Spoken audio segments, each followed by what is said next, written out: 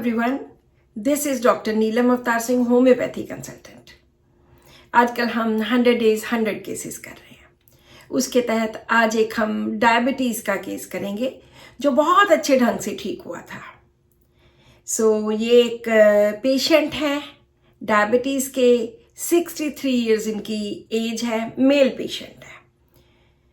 इनको 2016 से डायबिटीज़ थी और 2019 में ये मेरे पास आई। और पता कैसे चला डायबिटीज़ का कि इनका वेट रिड्यूस होना शुरू हो गया, वेट कम होना शुरू हो गया। और इन्होंने 3 साल तक एलोपैथिक मेडिसिन ली, लेकिन कोई ज़्यादा फर्क नहीं पड़ा। तो इनके मन में था कि होम्योपैथी लेंगे और उससे ठीक हो जाएंगे। तो ये मेरे पास अप्रैल 2019 में आए और प्रॉब्लम थी कि सारा दिन शरीर दुखता रहता है, कुछ काम करने को मन नहीं करता, सुबह उठने को मन नहीं करता। फिजियोथेरेपी भी करवाई, कई कुछ करवाया, लेकिन फिर भी नीज भी दुखती हैं, बॉडी दुखती है, वेट रिड्यूस हो गया। तो इस तरह से बहुत ज़्यादा प्रॉब्लम रहती है। जब इनकी नेचर के बारे में पूछा गया तो इन्होंने बताया कि इससे पहले कि मैं अपनी नेचर बताऊं, मैं आपको एक बात बताना चाहता हूँ। मैंने कहा जी बताइए। कहते कि हम 5 ब्रदर्स थे, तो हमारे जो सबसे बड़े भाई साहब थे, सारा काम वही संभालते थे। सारा खूब अच्छी हमारी ज़मीन जायदाद है, काफ़ी हमारे पास काफ़ी कुछ है, तो वो सारा वो ही ध्यान रखते थे। हमारे जो बड़े भाई साहब थे, और कुछ देर पहले उनकी डेथ हो गई। तो जो दूसरे हमारे नेक्स्ट ब्रदर थे, उनके ऊपर रिस्पॉन्सिबिलिटी आ गई। लेकिन अभी हम उस गम में से निकले भी नहीं थे कि हमारे दूसरे भाई साहब की डेथ हो गई। 2 डेथ्स हमारे घर में 3 महीनों के अंदर हो गई। और अब मेरी बारी थी जिसके ऊपर सारी रिस्पॉन्सिबिलिटी पड़ गई। मैं तो प्रिपेयर नहीं था रिस्पॉन्सिबिलिटी के लिए, क्योंकि मैंने तो कभी काम किए ना कभी करवाया, क्योंकि कभी ज़रूरत ही नहीं पड़ी। तो अब ये जो रिस्पॉन्सिबिलिटी, जिम्मेदारी मेरे ऊपर पड़ गई, मैं उसी से ही बीमार हो गया। मुझे लगता है कि मेरे ऊपर ये फालतू की जिम्मेदारी पड़ गई और मैं उसके लिए तैयार नहीं था। सो दिस इज द केस। इसके बाद मैंने उनकी नेचर नहीं पूछी, कुछ नहीं पूछा, तो इसी के बेसिस के ऊपर ही उनकी मेडिसिन की सिलेक्शन हो गई। तो जो डॉक्टर्स यहाँ पे रूब्रिक्स बनाना चाहते हैं, वो वीडियो स्टॉप करके रूब्रिक्स बना सकते हैं। मेरा ये जो 100 डेज 100 केसेस बनाने का एक और भी मिशन है कि आप लोग एक छोटा सा पैरा जो मैंने बताया उसमें से रूब्रिक्स बनाएं। ये सबसे मुश्किल काम है। पेशेंट तो आके हमें 4-6 बातें बोल देता है, लेकिन रूब्रिक्स बनाने नहीं आते। रूब्रिक्स बनाना बहुत ज्यादा डिफिकल्ट काम है। जो भी मैं बोलती हूँ, आप उसके बेसिस के ऊपर रूब्रिक्स बनाया करो। अगर आप रूब्रिक्स बना के रेपर्टराइज करते हो तो मुझे लगता है कि आपका 90% काम खत्म हो जाता है। अब हम बात करते हैं इस केस के एनालिसिस की। सबसे पहले डायबिटीज मेलाइटस, क्योंकि शुगर की बीमारी है, तो मैं हमेशा कहती हूँ कि कोई भी बीमारी हो, कोई ट्यूमर्स हो, कोई सिस्ट हो, कोई डायबिटीज है, कोई आर्थराइटिस है, सीलिएक डिजीज है, वो बीमारी आप जरूर लीजिए। सबसे पहले डायबिटीज मेलाइटस। उसके बाद उन्होंने बोला कि जो असली कहानी शुरू हुई वो उन्होंने जब बोलना स्टार्ट किया कि हमारे पास बहुत ज्यादा जमीन जायदाद है, बहुत ज्यादा 100 किले जमीन है हमारे पास। तो ये सबसे ज्यादा इंपॉर्टेंट था। तो यहां पर हम क्या लेंगे? डिल्यूजन्स, वेल्थ ऑफ मतलब बहुत कुछ है। यहां पे उन्होंने ये नहीं बोला कि हमें भगवान ने बहुत कुछ दिया है, हम बहुत संतुष्ट हैं, हम भगवान का शुक्रिया अदा करते, ऐसा कुछ नहीं बोला। उन्होंने बोला कि हमारे पास बहुत सारी जमीन जायदाद है, हम अच्छे तकड़े लैंडलॉर्ड्स हैं। तो यहाँ पे डिल्यूजन वेल्थ आएगा, नो कंटेंटमेंट। हम कंटेंट अपने आप कुछ भी इंटरप्रेट नहीं करेंगे कि पेशेंट ने ये बोल दिया तो हम कंटेंट अपने आप ले लें, इतना सब कुछ है। कोई भी इंसान जिसको 2 वक्त की रोटी मिलती है वो भी कंटेंट हो सकता है, लेकिन कोई भी वो इंसान चाहे बहुत बड़ा तकड़ा बिजनेसमैन हो, चाहे करोड़ों का व्यापार चल रहा हो, वो भी कंटेंट नहीं हो सकता। ये हमने उसकी बातों से जज करना है कि ये कंटेंट है या वेल्थ है।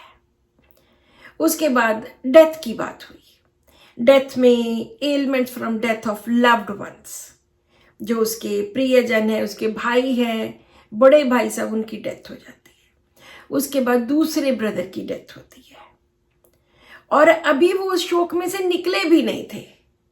तो यहां पे grief, death of loved ones के गम, ग्रीफ, शोक, अभी भी वो शोक में है कि हमारे 2 भाई चले गए।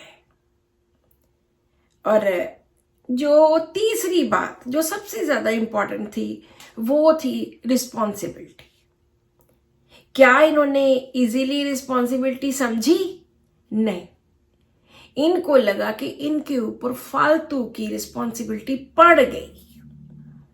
तो हमारे पास ऐसे ऐसे रूब्रिक्स हैं। एक पेशेंट होता है जो खुद रिस्पॉन्सिबिलिटी संभालता है, और दूसरा पेशेंट होता है जिसको लगता है कि मेरे ऊपर तो पड़ ही गई, अब मुझे ये करना पड़ेगा।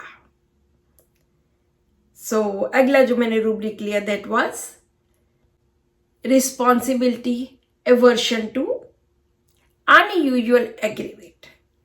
Responsibility unusual aggravate. अनयूजुअल क्या? यूजुअल होता है नॉर्मल सा, जो कॉमन सी बात है। अनयूजुअल बिना मतलब की, फिजूल की।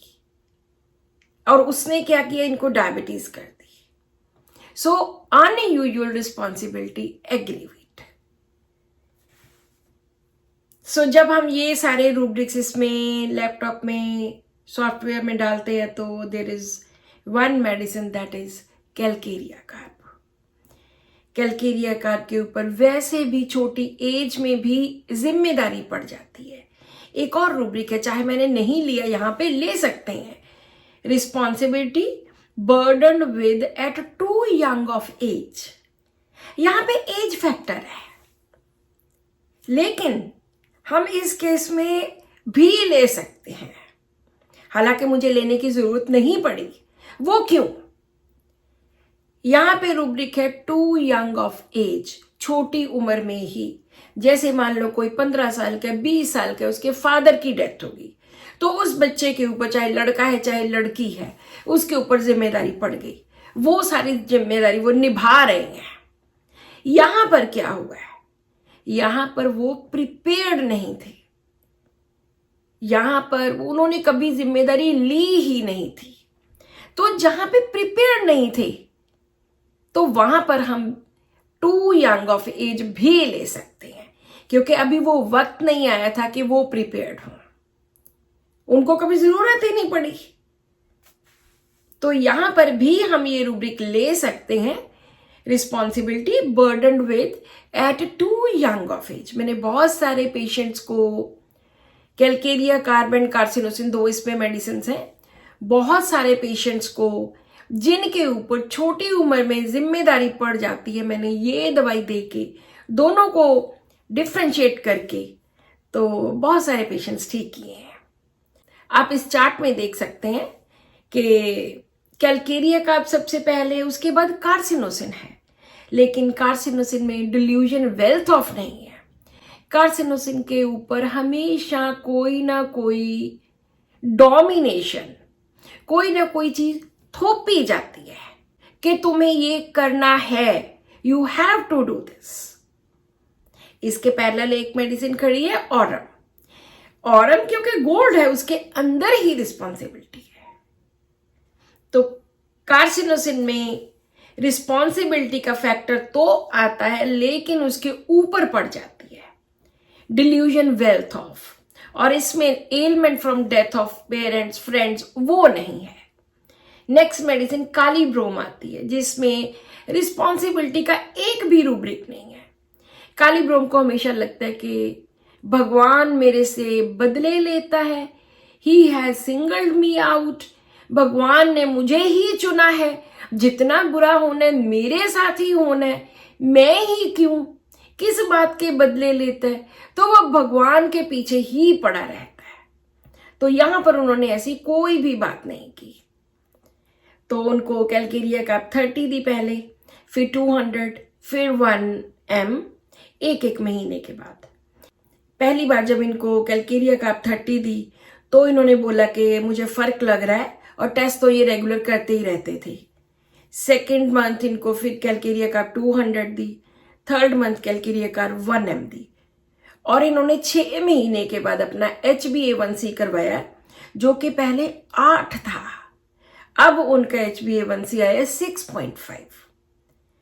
फिर नेक्स्ट 3 मंथ्स उनको 1 रिपीट की गई कैलकेरिया काप की, और उनका HbA1c आया 6.1।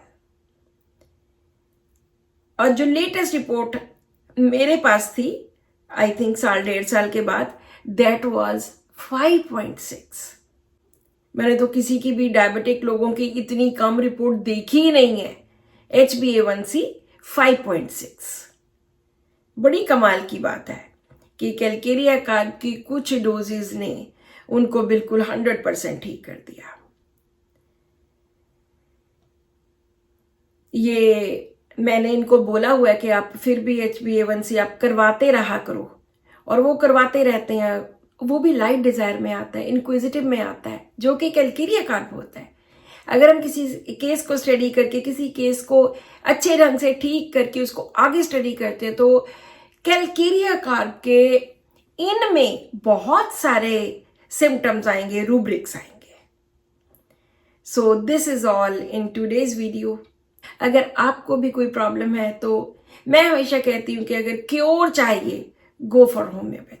किसी के पास भी चले जाइए जो कोई अच्छा डॉक्टर है। अगर आप ऑनलाइन कंसल्टेशन मेरे से लेना चाहते हैं तो मेरा नंबर नीचे लिखा हुआ है, तो आप वहां भी फोन करके बात कर सकते हैं। So this is all in today's video. Subscribe to my channel, share this video with your family and friends. Thank you.